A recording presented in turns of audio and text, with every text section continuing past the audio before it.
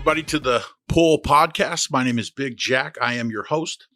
We deal with real stories, raw struggles, and powerful comebacks. Super grateful for Brandon Novak for being on the show this afternoon. How are you today, Brandon? Everything's good, man. How are you? I'm doing great, thanks. I'm a little nervous. I got to be honest with you. You're kind of a big deal. I remember watching a bunch of your interviews and things of that sort when I was living in sober living with a bunch of guys, and we were all crowded around the table and wishing our story had become your story. And to be sitting down here with you and talking with you is just an absolute honor. I really appreciate you taking the time. So I guess really the way I wanted to start this, I suppose, is just really to get to know you a little bit better. I know, your story was very public, and there are a lot of people that probably have already heard and know a lot about it, especially considering you've now written a couple of memoirs as well. And so the way I wanted to do this is maybe to structure it and just kind of feel out how life is today. Like, what's a day in the life of Brandon Novak look like today? Like what happens from, when you wake up to as your day proceeds? Ironically enough, I have a very even-keeled life. I have a lot of moving parts throughout my day-to-day.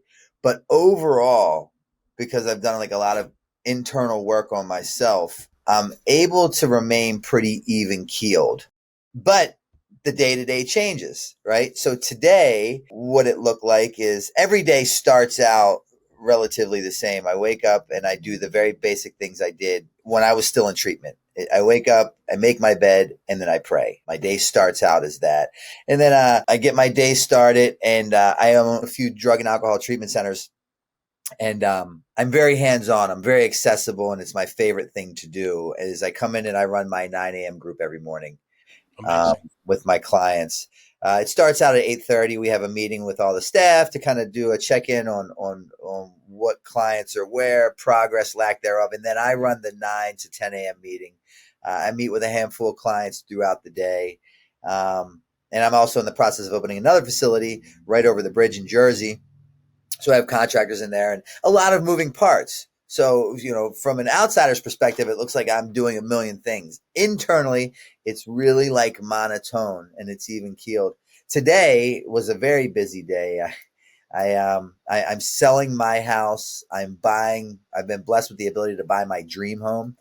And then I have some professional work-life things in a deal that I'm in the process of negotiating that's not going the way I'd like it to go. But, right, so I'm also having some adversities today, and nonetheless, everything's pretty monotone. So that's today. Tomorrow will be completely different. Of course, right? And we never know what to expect, and sort of that's what I've heard for myself in early recovery is the expectations, right? Those are going to get you in the long run. If you have those expectations, you're just going to be let down because there's our plan and then there's God's plan, right? Expectations are nothing but unfulfilled resentments, and resentments are an alcoholic's number one offender that always lead me back to a drink or a drug. So, what I learned in early sobriety is that I cannot control your thinking, your attitude, and your behavior. The moment I believe that I can, I'm now placing expectations, more importantly, unrealistic expectations on you, because there's only a matter, it's only a matter of time before you don't do as I think you should do. You don't say as I think you should say, or you don't feel as I think you should feel, which then leaves me walking away with a resentment. And, again, in the big book, it talks about resentments are the number one offender that will take an alcoholic back to a drink, and to drink is to die. Right. So I know that I'm acquired with the information. I've acquired the knowledge. So what I know is that what I can't control is you, but what I can control is me. And that's what happened through my spiritual experience as a direct result of working the 12 steps is I no longer act the way that I acted in early sobriety. I act different, but more importantly, I react different. Yeah, you get that pause when agitated or doubtful that people talk about, right? Yeah, and if I stay stuck in that area of dis-ease, it's voluntary, right? It's voluntary because I'm choosing to stay stuck in the problematic area of my life when really I know there's a solution because I've acquired the knowledge. Ignorance is no longer bliss, right? Mm-hmm. Yeah, I can no longer walk around like aimlessly blaming you for my problems. I really like the way that's put. Sometimes it takes me at least until the end of the day to realize that, but yeah. Oh, yeah. I'm guilty as charged of that. But again, awareness is worth its weight in gold. So I don't stay in that area as long as I would have prior to acquiring this information and knowledge. Sure, sure. And you could always make a phone call midday and things of that sort, right? You know, I think probably for myself, struggling with wanting to even pick up the phone to change that. For some reason, that's really a comfortable spot for a guy like me.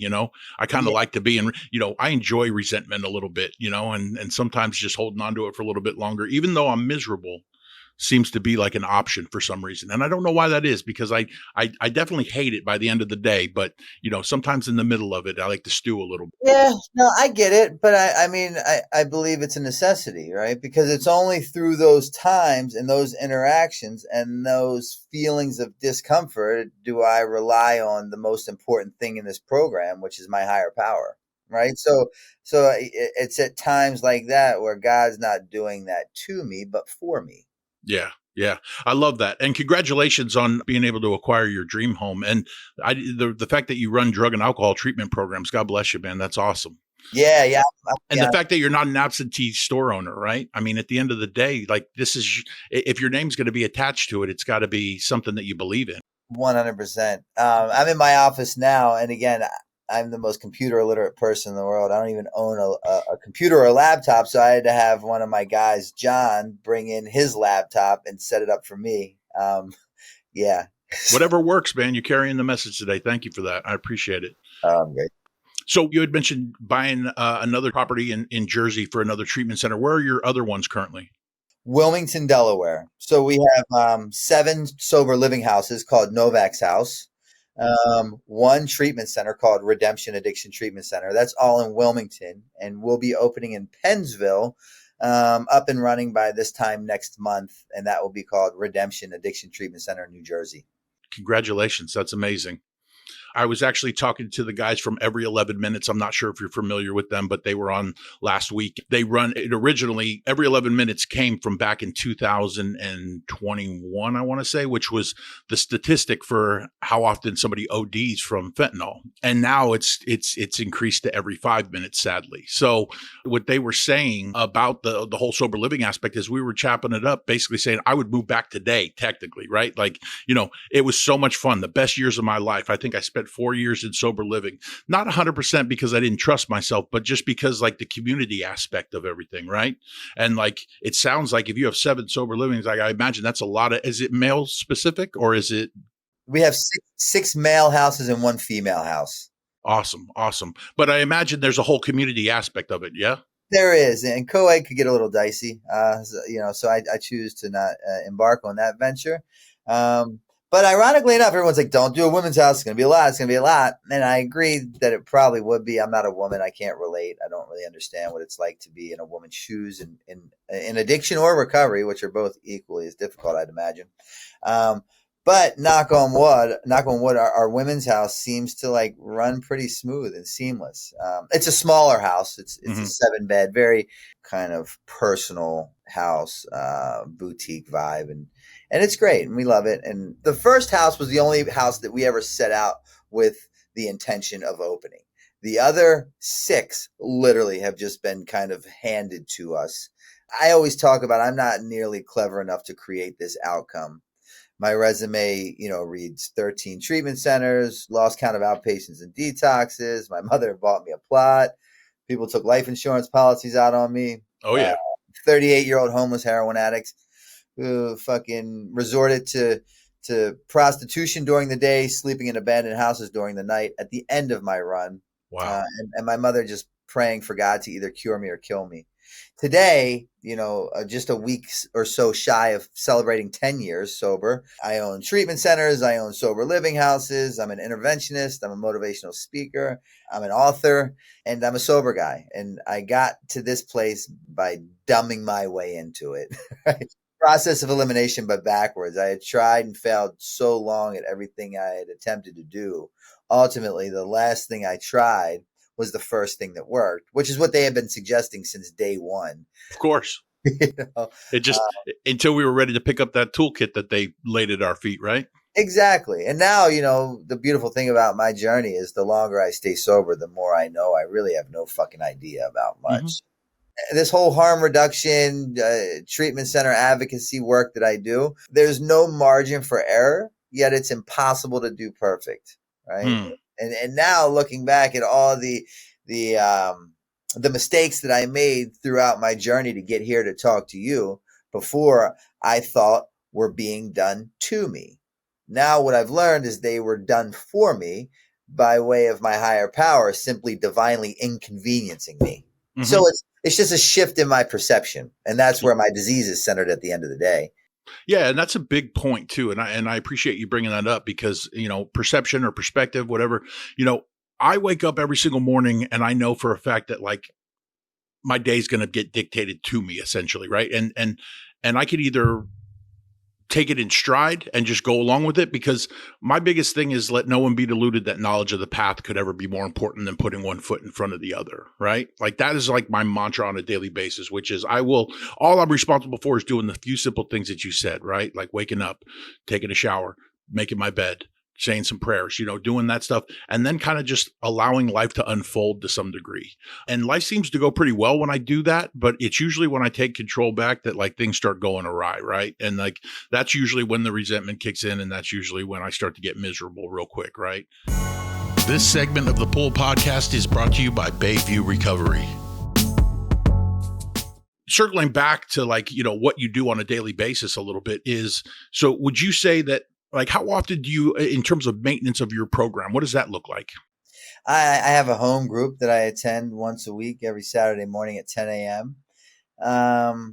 There's weeks where I don't get to make it to that home group, but I'll, go to a different meeting wherever I'm traveling. I'll find a place.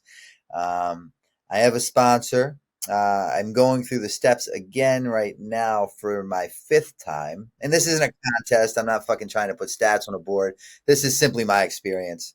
Um, uh, and my sponsor's in Boston every Monday at 5:30. We get on a Zoom and we're reading the book through again and doing the steps again. I sponsor 2 people. And I'm proactive in my recovery. I make it to meetings to find out what happens to people that don't make it to meetings. There you go. Yeah. I realize the severity of my alcoholism. And the truth of the matter is, for me and my story, the longer I stay sober, the more susceptible I am to picking up a drink because my life is completely different. I can fucking, lock in. I'm institutionalized. I know when the stakes are high, how to conform to kind of get myself out of the fucked up position I've created for myself as a direct result of addiction. So, 20, 30 days in, 6 months in, a year in, I'm locked. I'm good. I'm not going anywhere. For me, it's more so important now because my life is completely different. It's looked at differently. It looked at differently. It's perceived differently by others. And I think by most standards, I check all the boxes for a pretty successful individual in life, all the way around the board. But in reality, in my mind, I'm still waiting for the grown up to show up and take care of everything. So I keep it really simple. I was that guy that was beaten so bad, as they talk about in the book. I was demoralized in just such a fashion from drugs and alcohol. I was beaten into that state of reasonableness that when I got into treatment, I listened. I fucking absorbed everything they suggested. I was like a sponge. And they told me things like, if you stick to the basics, you'll never have to go back to the basics. And therefore, I still do today, again, coming up on 10 years in a few days, what I did when I was in my inpatient treatment center, down to still seeing my therapist privately, the very same therapist that was in my treatment center when I got sober. Yeah. Because you don't actually know what part of the recipe was necessary or not, right? Like you don't want to drop anything. I get that feeling. Yeah, and the thing is they taught me this, right? I'm accountable that it's a very simple program for overly fucking complicated people, right? And I'm prone to fix shit that's not broken. So understanding that and being able to connect the behavioral patterns that equate to specific outcomes, good or bad, I'm no longer ignorant to the information that I've acquired along the way. So I know right from wrong. Right. And today I have a choice. I have a say so in the matter. But let me fuck around, find out and pick up and make a clear choice to have that first drink or drug. after I make that first choice, that first decision, all the rest are off the table. You Yeah. know, I Yeah. lose the ability to have a say so in my life. So I keep it very simple, right? I wake up, I pray. I have a very great relationship with my higher power, which I believe is in control of everything. And I always say that this thing works when I don't work it, and that my business is none of my fucking business. Um, and and my life is really simple. It's Yeah, that's good. That's good. I really appreciate you saying that. And hey, listen, I was actually watching one of the podcasts that coincidentally, and I don't even like to call them coincidences because me and you both know that there's no such thing, or at least that's what I choose to believe.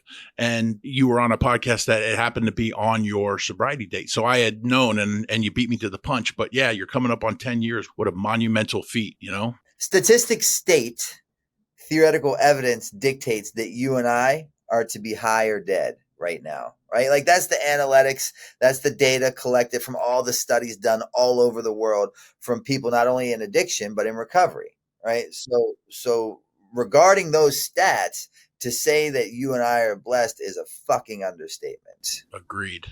It's a beautiful thing that I really try to, and I always look back and I'm like, dude, why can't I get this? Like, why do I keep missing the mark? Why do I keep repeating the behavioral pattern? Why can't I keep a needle out of my arm? And I couldn't understand it for the life of me, which really drove me crazy because I believe I'm a pretty intelligent individual. Right.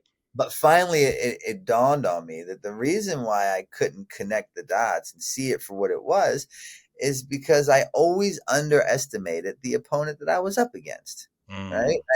I never, ever, ever gave addiction or alcoholism, whatever the fuck you choose to call your deal, the time, attention, or respect it deserved. I always tried to fast track the process of getting what you had without doing what you do. And it goes back to the age old saying, if you always do what you always did, you'll always get what you always got. yep. So I'm like, but that's life, right? It's live forward and learn backwards. And now it's really easy. In retrospect, looking back, it makes complete sense. Sure. It also probably makes complete sense why you had to go through some of the things you had to go through to get this thing, right? I mean, I don't know about you, but I had to fail multiple times to be able to appreciate the fact that this thing is an option for me today, you know? Like, I don't know, dealing with the shame, the guilt, the remorse, the, you know, whatever it is, the battle upstairs, right? Like you had mentioned earlier. And basically my struggles today all reside up here, right? It's nothing to do with the outside world. It's all up here. I can be in a crowd of people having a bad day and feel super alone. I could, you know, I always tell people I like to stay busy because even on a Saturday or a Sunday when I don't have a lot going on and it's just laundry day, that's like my most dangerous day because I got a lot of time to think about myself. You know what I mean? And, usually staying busy, whether it's work or whether it's being in service is a big deal, right? And I'd love to hear more about that, although it sounds like you're pretty locked in that. But anything that I can be doing so I'm not like in my head, you know, because that is a scary place. And although I've figured out a way to kind of, I don't want to say live there, but visit, I know when to get out too, right? And I know what I need to do as soon as those intrusive thoughts start coming in. But I imagine you have something similar along those lines. I believe when opportunity met willingness, and I was graced with the ability to find recovery May 25th, 2015. My higher power continued to place specific individuals in my line to guide and direct me where I always wanted to be, but never believed I could get to.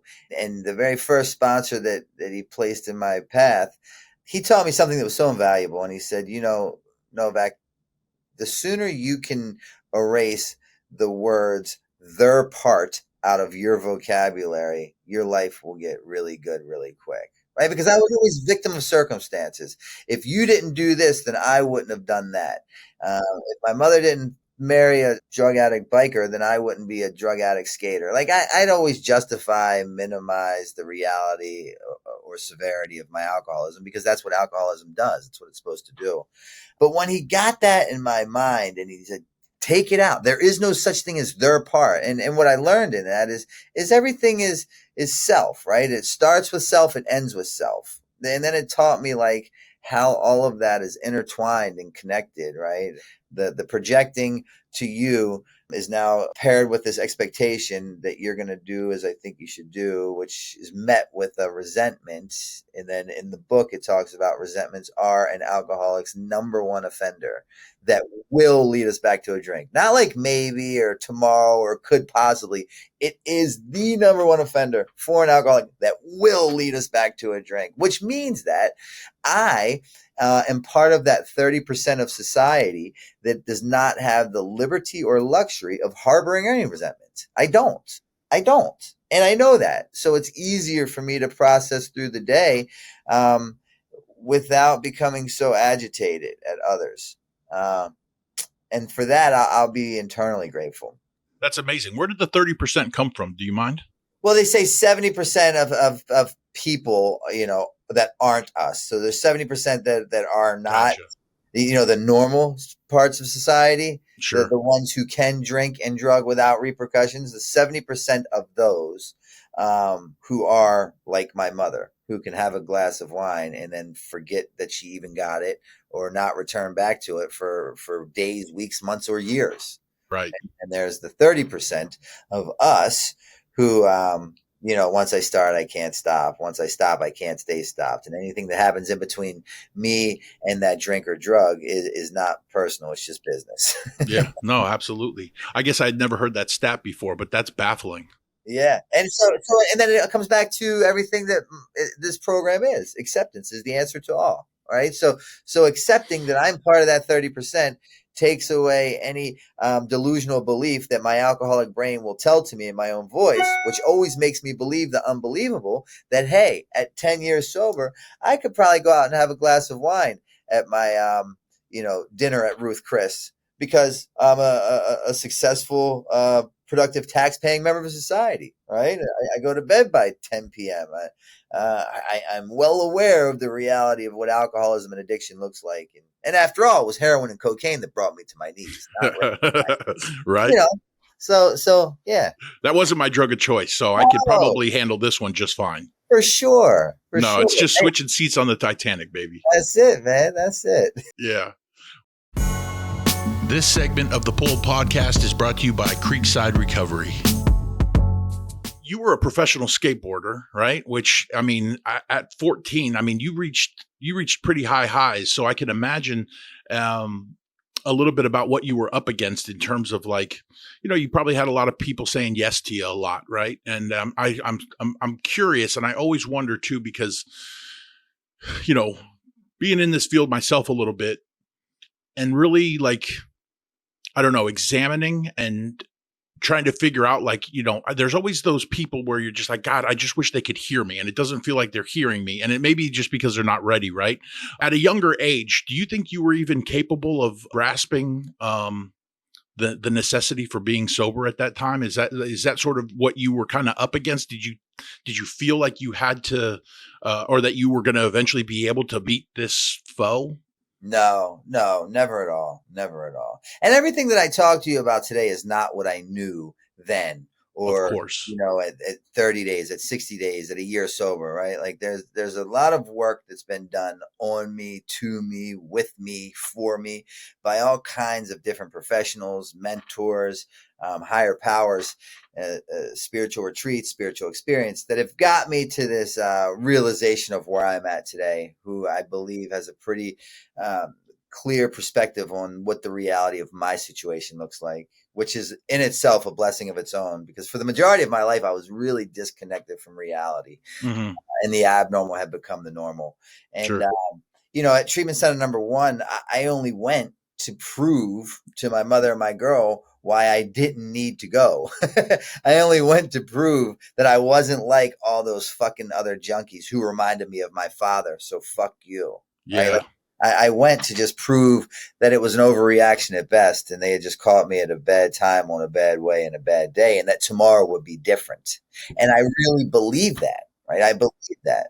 But unfortunately, I'd wake up tomorrow to repeat yesterday's actions, and I'm stuck in Groundhog's Day for like 18 years. Amazing how quickly that time flies once it gets going too, right?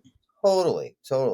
And so, no, the answer to your question is that I was incapable of seeing the reality of my alcoholism or addiction at 17, at 18, at 21, at treatment center 6, 7, 8, 9, 10. I only started to like really maybe admit to self that I may have got myself into a position that I might not be able to get out of on my own. I only started to come around to that, I'd say about treatment center number 10. Right. Mind you, I had 13 in me, inpatient. So it's like that was probably around 28-ish Okay. after Okay. I pissed the majority of everything I loved away. Sure. Including skateboarding. Yeah. Skateboarding was the first thing that went, Yeah. that kind of got in the way of what my newfound interest had become. Were you really on a treadmill next to Michael Jordan at a Gatorade facility? So what happened was around 15, I was sponsored by Pal Peralta.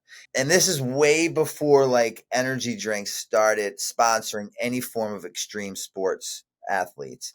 And I'm skating for Pal. I'm not pro, nor did I ever turn pro before I got sober. After I got sober, then my pro model finally came out. So I'm riding for Pal, touring with Tony Hawk, Bucky Lassic, all these insanely major figures.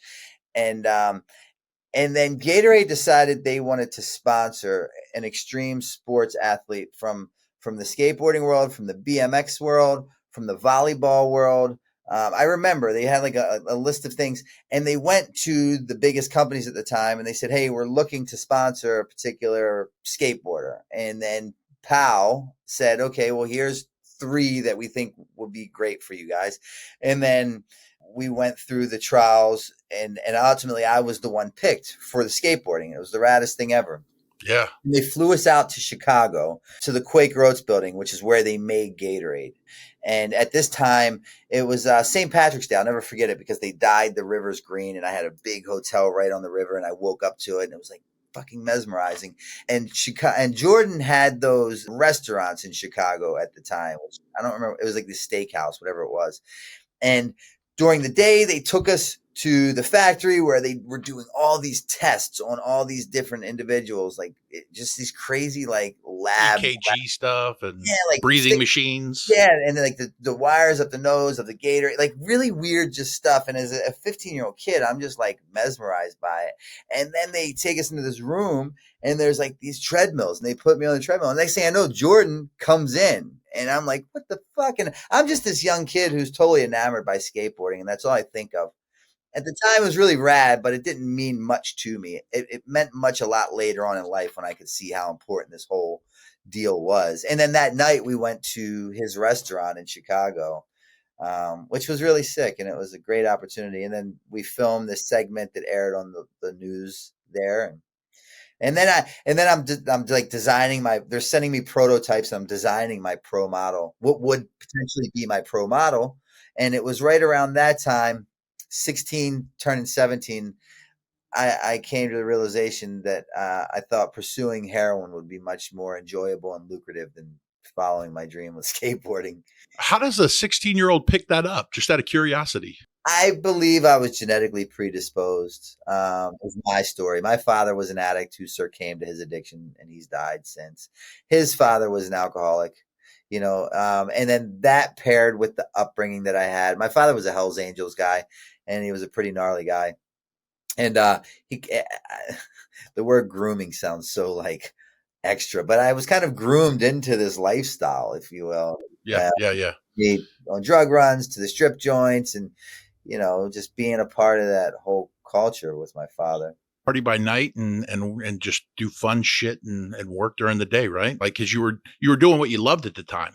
Yeah, and that's why skateboarding was so imperative to me. It raised me, right? It allowed me to stay out of the house like as much as I could, because my home was kind of crazy with my father, whose behavior was rather erratic, as most addicts are, and it allowed me to just be in a safe place with good people that there was no like screaming or punching or hitting or running from. So skateboarding was like a blanket for me. And then, so from 16, I think I had read in the memoir a little bit about Bucky Lassic being, and you had mentioned him just earlier, him, and then you got to skate with Tony Hawk. But Bucky Lassic was a huge mentor to you, and in a lot of ways helped you stay on the path as best you could. 100%. If it wasn't for Bucky, I wouldn't, have achieved any of that, right? Bucky held the keys to the castle. He was like the local pro out of Baltimore. He was sponsored by POW. He was pro. He was an amazing skater. He had and has, because he still skates and he still fucking kills it, has the best style. And I just wanted to be him. I wanted to emulate him. I wanted to look like him. I wanted to dress like him. I wanted to talk like him. And Bucky saw in me, that I kind of had this special skill set, and that maybe I could be somebody. And he took me under his wing, and he helped me get sponsored by PAL, and he introduced me to the important people in that world that could help me open up doors. You guys still in touch? Yeah, but I mean, he's in California. I'm in Philly. He's got a family and kids, and he's still pursuing, like, he's racing cars and he's killing it for Subaru, and still like filming, and it's insane how great he is. So we do, but not like on a daily basis. Would you say that, like, now that is skateboarding still a thing for you? For my mental health, absolutely. Yeah. It's the only thing that kind of quiets this down and slows up the rest of the world and allows me to really be in the moment. So I really try to make time for it as much as possible. I'm very guilty at the moment. I haven't skated in quite some time, but the weather's just now changing, and I'll get back to it. But I'm still like just as in love with it today as I was then. Would you say that, like, working in the addiction field has sort of become your because you're not going to be able to skateboard forever, right? Eventually your body, I mean, listen, you might be able to like skate, but like not like, go up for a grind or in a half pipe or something along those lines. I imagine you've broken every bone in your body, and it sounds like that's part of the reason you were able to get a lot of the painkillers that you had too, right? But would you say addiction and working in this field is kind of taken is like a new passion? What's funny with skateboarding is and in life as a whole, my brain tells me that I'm like 16. My body tells me that I'm 116. So the scales of justice just don't fucking equal out there. I can relate. So with that being said, skateboarding is something that will always be the love of my life, but my body can't really contain that kind of impact anymore. So I do it with just a lesser degree of injury to it, or risk, if you will. And everything that I've learned that I'm so passionate and love now were not anything I knew I gave a fuck about before. Right. I just kind of ended up in this place where there's two things I love in this world more than anything, and it was skateboarding and drugs, right? And all of a sudden I could no longer use drugs successfully. Skateboarding had fell by the wayside. But I got sober and decided I was going to like devote my life to helping people who are where I once was. And today, my life is just as consumed by drugs and alcohol as it was then. The only difference is I don't use them, and I'm provided a really beautiful life from them. Right. Like, and it's only something that makes sense in recovery, but it's like my poison has become my medicine. And with that, now I can skateboard and still kind of like help my mental state, of being, and still find all these amazing, beautiful things that I love. I love working out. I love taking care of my body. I love ice baths. I love cats. I love riding my bike. A newfound thing is I like smoking cigars. I love traveling. I love going to the grocery store. I think all this, I love doing the real simple things in life that people have been doing the majority of their life. And the reason why is because for so long I was disconnected from reality. Yeah, you could actually be present for it today and realize that there is some of those things are actually fun or actually, enjoyable. And all I wanted when I was getting sober in the beginning, all I ever wanted was security and structure. That's all. I didn't want $1 million. I didn't want to fucking marry the supermodel of the year. I didn't want a mansion or a Lamborghini. All I wanted was security and structure. I wanted to know that I'd be in the very same bed that I'm in tonight, next week or next month. I wanted to know that I was safe and that um, I could really be me without fear of the rug being pulled out from underneath of me at any given time. And to say that I've acquired that would be an Yeah, understatement. yeah. Well, I mean, listen, they say write down the things that you wish to accomplish in your first 30, 60, 90 days or year of sobriety. 99% of the people will underreport, right? Like there is no way that you can fathom what is on the other side if you can do this thing, right? But it does take a lot of work and it's consistency and it's I think that's the most important word right there, consistency, right? I can start shit, but I rarely finish shit. I can get shit. I can rarely keep shit. Um, those are the areas that I don't do well with. yeah. Yeah. I can relate to that structure comment too, big time. I feel like I've been craving structure my whole life and just never really had it, like to some degree. So, like, as soon as I moved out of my folks' house, which was very structured, right? 18 or whatever, that's probably when I didn't even realize it, but I started anesthetizing myself every night, right? And like, then you start requiring that substance or whatever in order to have a buffer to the real world, which means you haven't actually really experienced it to some degree. You actually don't have these tools that normal people would acquire that don't rely on a substance to get them through the afternoon. Yeah. I mean, that was the biggest part of, or the biggest problem within my life on any given moment, day or night, is lack of power, right? Lack of power is my dilemma in every area of my life. When I feel like I can't control the outcome, that's where I usually have the biggest fucking battle ahead of me. And then that again, having those times in life where I'm banging my head against the wall is done by design. So I'm then reverting back to what I should have never left in the beginning, which is my higher power. Right. So it's all, how do I perceive this situation? And again, sticking to the basics, those cliches that I absorb like a sponge. Rejection is God's protection, and this wasn't done to me, but for me, right? And understanding that, but really believing that, makes the world of difference for me, and it can change how I'm viewing things very quickly. This segment of the Pull Podcast is brought to you by Heartwood Home Detox. Yeah, well, you seem to have it. I don't want to say mastered, right? Because we all kind of knock on wood anytime somebody says they think they have it figured out, right? But do you remember the point in which you like that? I guess you called it earlier the willingness, which I appreciate because that's really what it was for me too. Is like I'm always looking for shortcuts. I want to know how to do 12 steps in 6. You know what I mean? I want to know how to. I want the Cliff Notes version of your memoir. I'm a perpetual corner cutter, things of that sort. But do you remember? Because I certainly remember mine when that moment came where you were just like, fuck it, I'm just going to do whatever anybody tells me to do. I do. And it wasn't like one specific incident that created that outcome. It was a series of events that ultimately placed me in a position where for the first time in my life, the pain became so unbearable. Right? Because they talk about unmanageability. Your life is unmanageable. Unmanageability to me is like a Monday morning cup of tea. I excel in that world.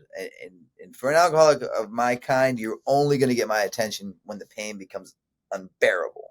Yep.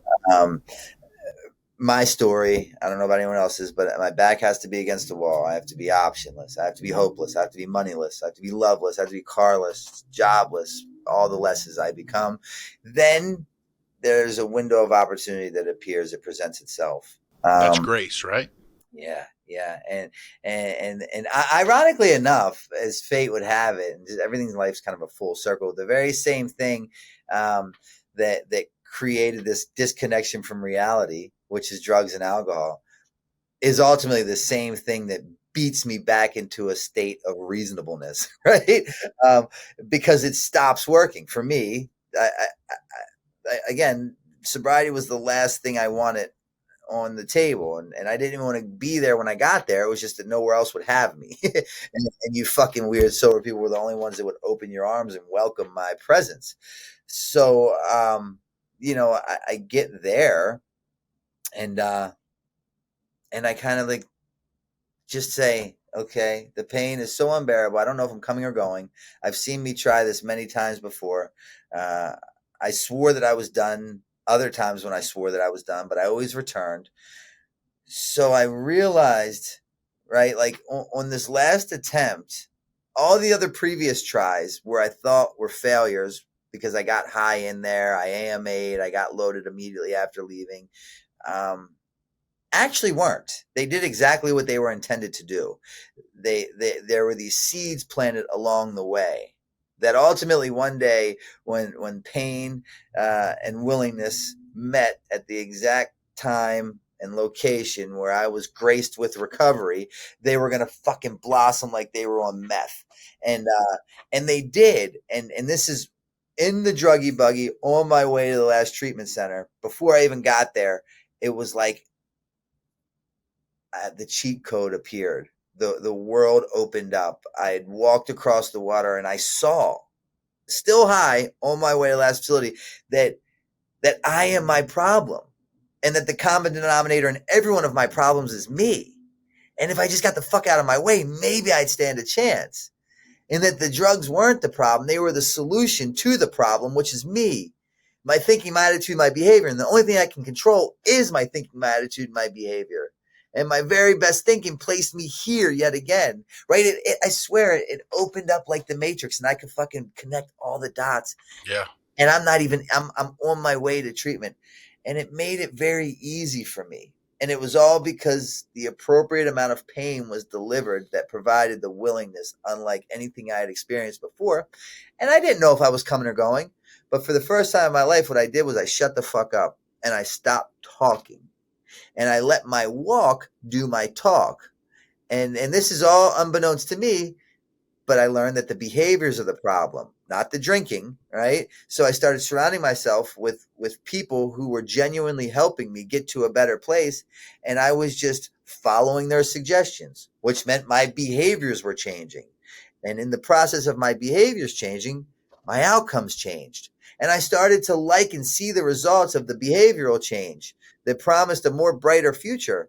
And I just bought into it day by day. And then one day I woke up and kind of looked at life and I'm like, dude, I have this really rad life that finally I believe is worth staying sober for, more than I find going to shoot a speedball appealing over.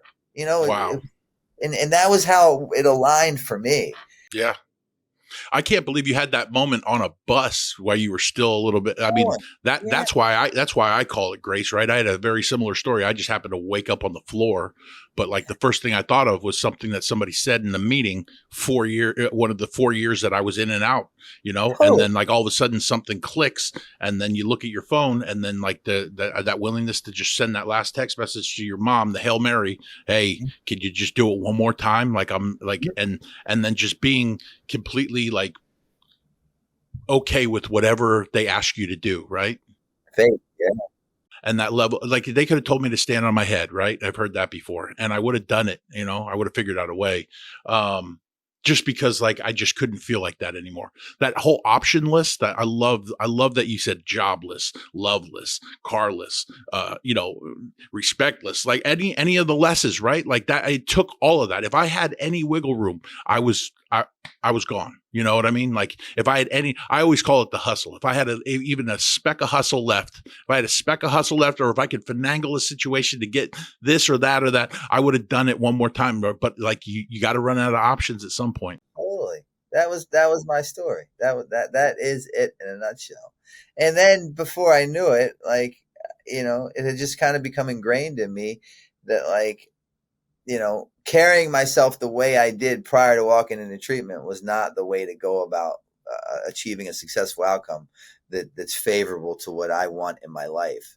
Right? It became very simple. And it remains very simple today. But the reason why it remains simple today is because, again, I've been blessed with the ability to have this beautiful life, and I've kind of become I don't want to say the boss, because I'm not, but like I can kind of create my day-to-days. I can create this world that I live in, but I have to keep people around me that really know me for me, know me as an alcoholic, and ones that do not have a problem saying, yeah, but maybe you should look at it this way, or be like, dude, you shouldn't have spoke to them that way, or that wasn't right, or you know what I mean?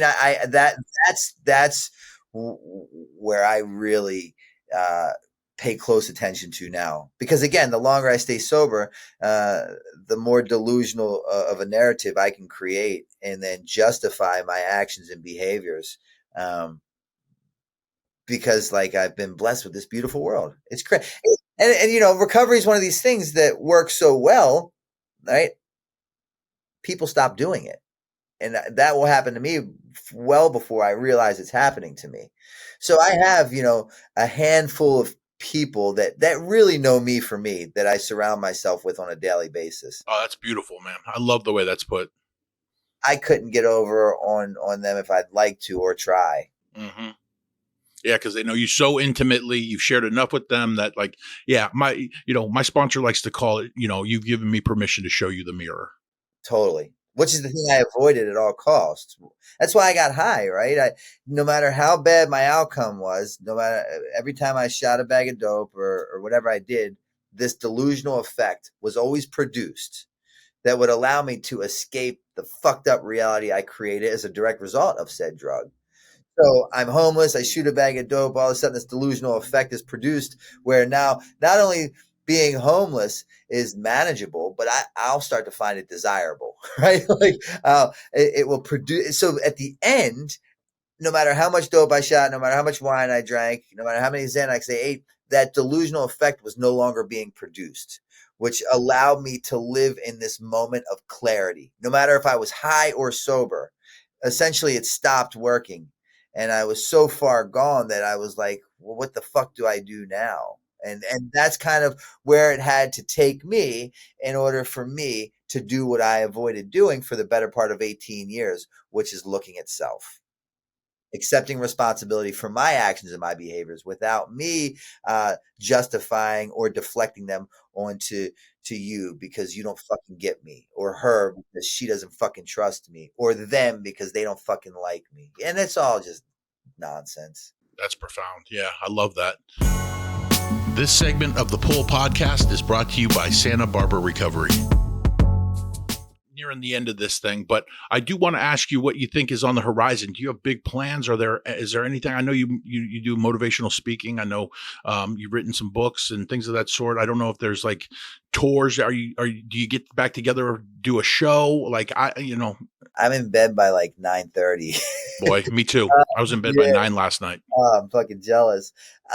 No, right now the biggest project that we have is Redemption Addiction Treatment Center, which is what I own in Delaware, is opening in New Jersey. And we're really excited about that, my new home. And just trying to keep everything afloat, right? Like I can get all this stuff, but can I keep it?